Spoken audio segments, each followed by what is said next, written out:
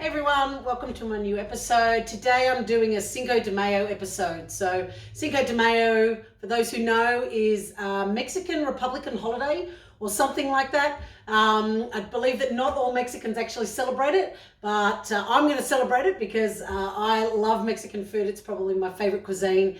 And today I'm going to be making my pulled pork carnitas with a lime and coriander slaw.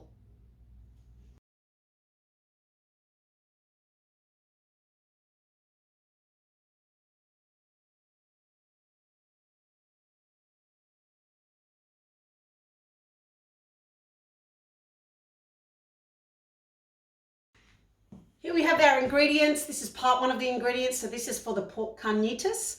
It's really simple. You can see here there's not many things on the table. So we start off with some pork. Now this is a boned pork shoulder that I'm using. It's what I could find. I do tend to find that slow cooked meat, if it can be cooked with the bone in, tends to be a little more flavoursome, but this is what I could find. So that's all good. We're going to work with that. That's a couple of kilos. We've got some jalapenos, which no Mexican dish is complete without.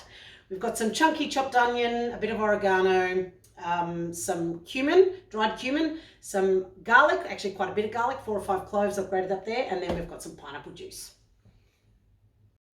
Okay, so we need to do a little bit of prep on the pork. So the pork has a rind on it. That doesn't go into the pot for the slow cooking of it. We do need to cut it off. Now, you need to be a little bit careful, and you need to have a really sharp knife to be able to do this. You basically are just going to be cutting away at the fat. You want to leave a little bit of fat on top of the meat because it makes it nice and juicy. That really delicious sort of texture. So you've just got to be a little bit careful. So start to make your little cuts on it. If you happen to cut away a little bit of the meat, it doesn't really matter so much. But then you can save this rind and make pork scratchings later.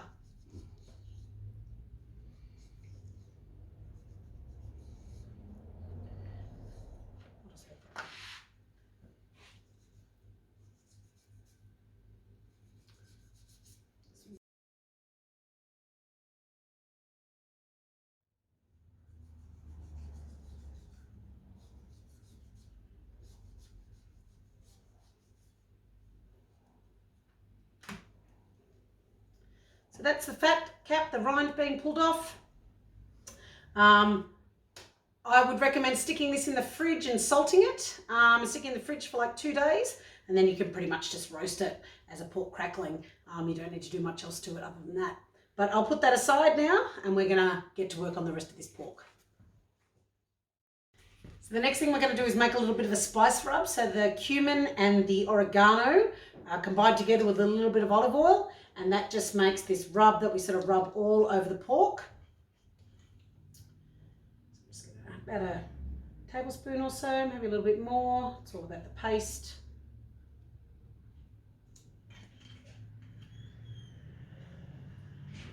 Spoon. Oopsie.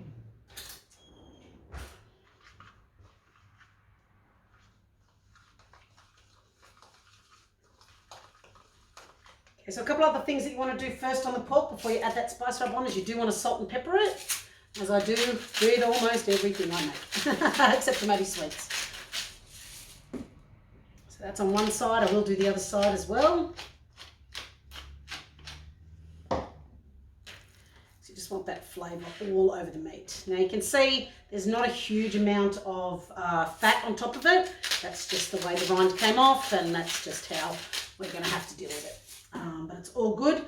While this is cooking now, I've made this, so it cooks for about 8 hours in the slow cooker. And I've made this to, I've just put it on and gone to bed and woken up next morning and taken it off, and that's fine. But I've also made it when you've sort of basted it and brought the juices out and poured them over a bit, but like you do a turkey.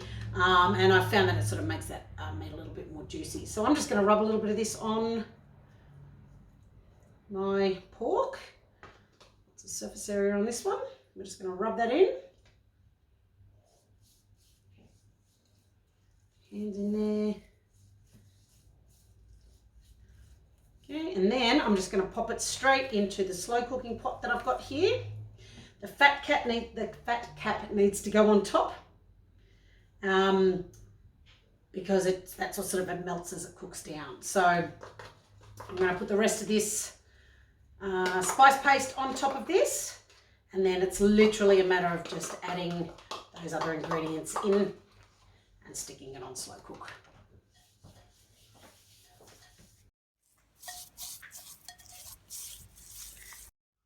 So I've put the spice rub all over that piece of pork, and it literally is, so I've got my chunky chopped onions. So literally just sprinkle them over. There's no real precision to it.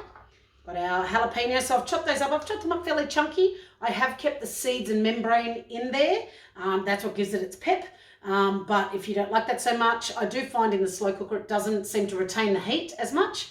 But I like things a bit spicy, so I add all those in, but you can make your call on that.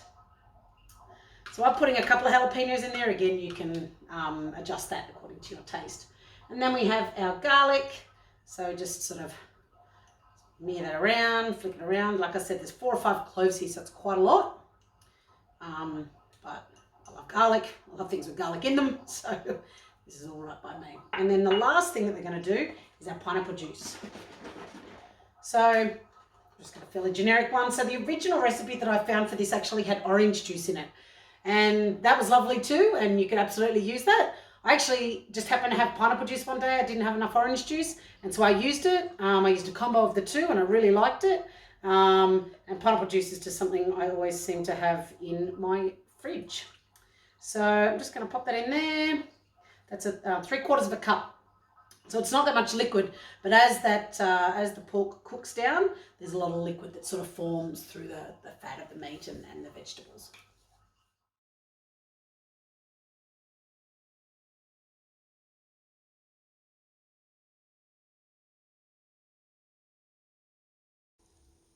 And you can see it sizzling away.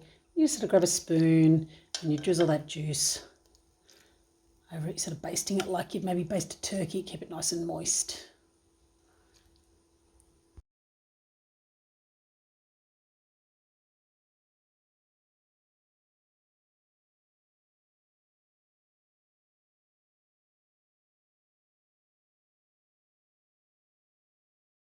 And here are the ingredients for part 2. So we're doing the lime and coriander slaw. Now a slaw is a slaw, I guess, at the end of the day, but this one's just really great. It's great with Mexican food. Obviously that lime and coriander, as in part of the name, is very Mexican sort of flavour.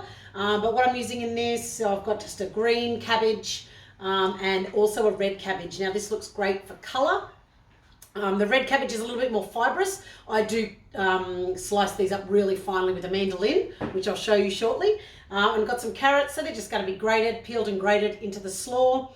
And then we've got our greenery over here, so we've got our shallots, which is our onion sort of flavour. So you've got the green and the white part. I actually use pretty much all of it. So the white part is a sort of more stronger onion flavour, and the green part is a more milder onion flavour. So if you don't want too much onion flavour in it, you would maybe omit the sort of bottom white parts.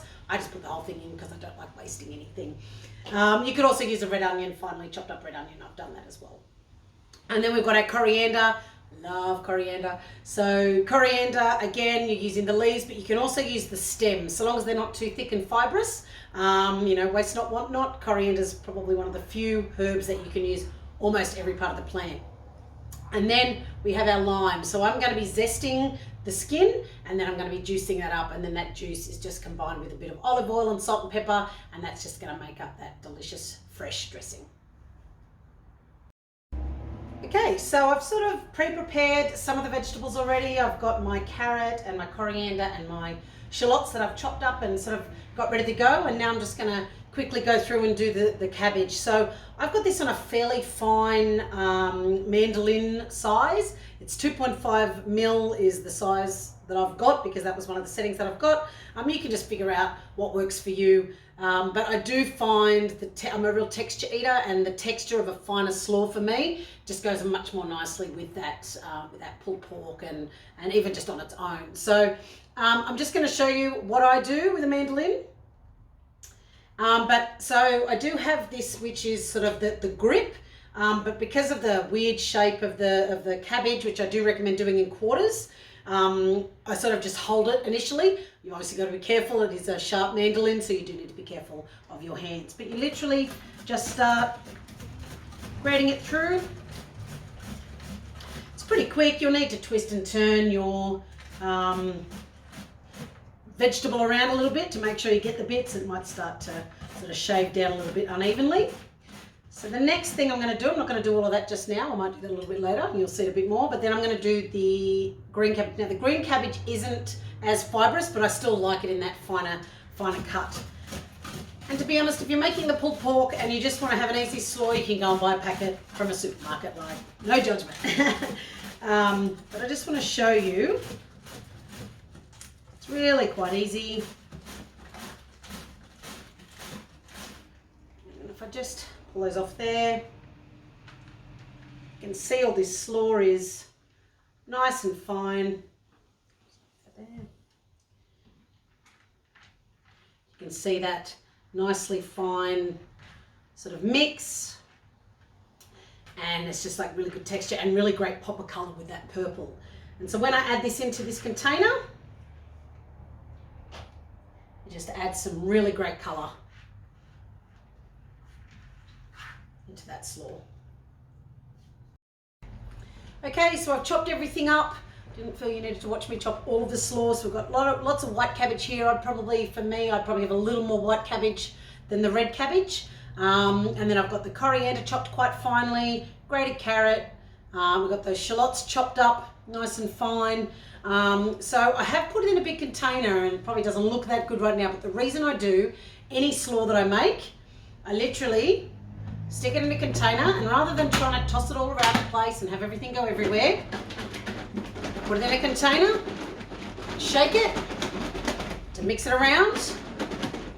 Also, if you're taking it to a barbecue or something, this is a much easier way to mix it up and to transport it. Okay. You can see now that it's all fairly well mixed up, better than flinging it all over the place. So that's an option, obviously. It's just a little trick that I use.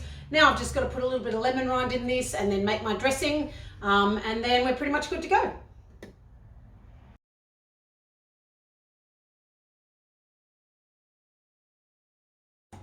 So I've zested that lime, and now I'm juicing the lime. This is a really nice juicy lime. So as far as volume goes, it's really dependent on you. If you've got a nice juicy lime, one would probably do. If you've got sort of drier limes, you'll probably need a little bit more. I've also got this amazing juicer, that really just, I just find this metal container, and it just seems to make things so much easier. All about having those right pieces of equipment that make your job easy and make cooking a pleasure. So I've literally done that lime right now. Got my little container, my red lidded container. I'll take that off there. Got lots of juice here. It's a nice juicy, oops, get some out there. Nice juicy lime, and it's literally lime juice with a bit of olive oil. I would say 3/4 to 1/4 or thereabouts. I've got some cracked pepper as per usual, and it's just going everywhere. And the last thing is, so I don't know whether you noticed on the pork, I actually put a grinded salt on there, and that's because obviously it's just a smaller chunk. But back to my favourite salt, the Celtic sea salt for this. A little bit of salt and pepper, just that seasoning. Again, love this stuff, and you literally just shake it up. Now for the slaw, what I find with this dressing is it doesn't seem to make it too wet, and you can put it on a little bit early. It almost sort of pickles the slaw a little bit, which I think is really nice. So I'm actually going to put this on now.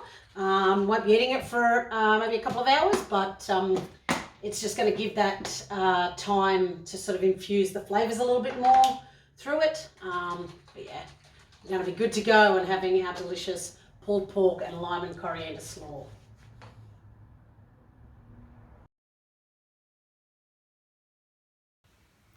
Okay, so this is now cooked for 8 hours. It smells amazing. Maybe looks not so much, but I guarantee it's going to taste great. So if you just want to come in and have a look, and you can see the amount of fluid that has actually come out of that piece of pork and all the stuff that went on top and went through it. So we're not going to be throwing this away. this is going to be reduced down into a sauce that goes onto the carnitas.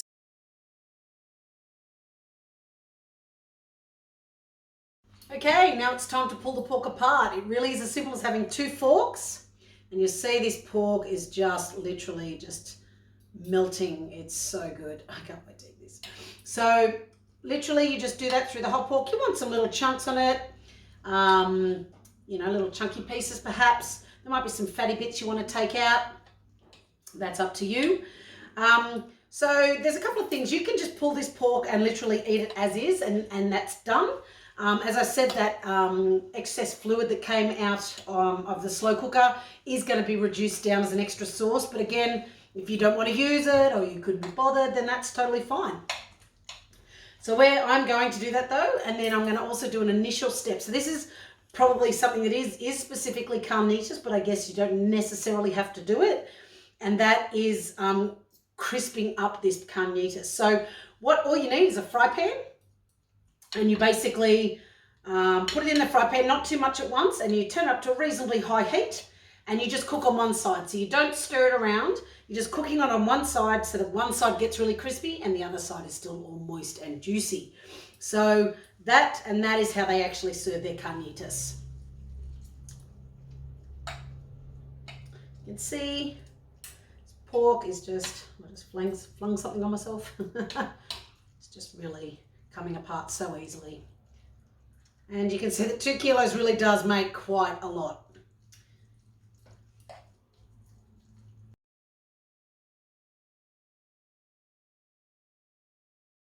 So guys, just showing you this final step that I've got going on here.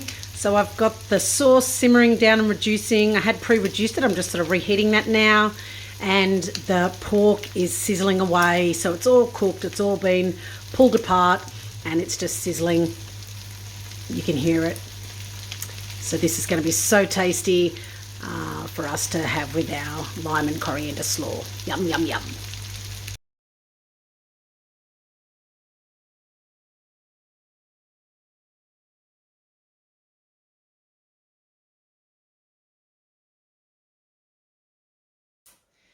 So here we have the piece de resistance, or however you say that in Spanish.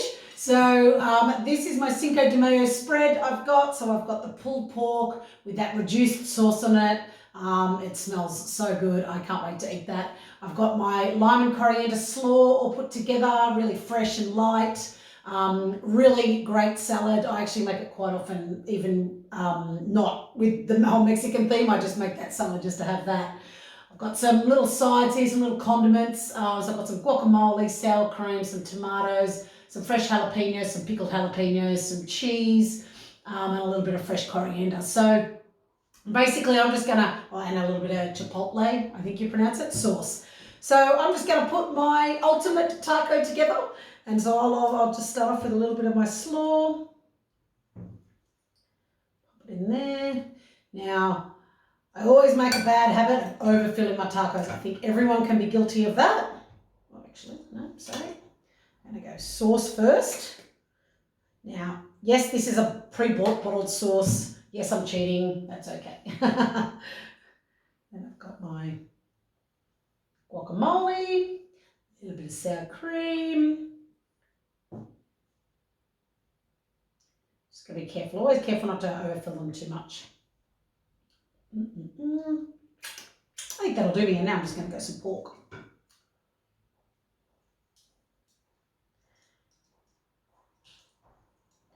Put that down there, and that's literally now my taco.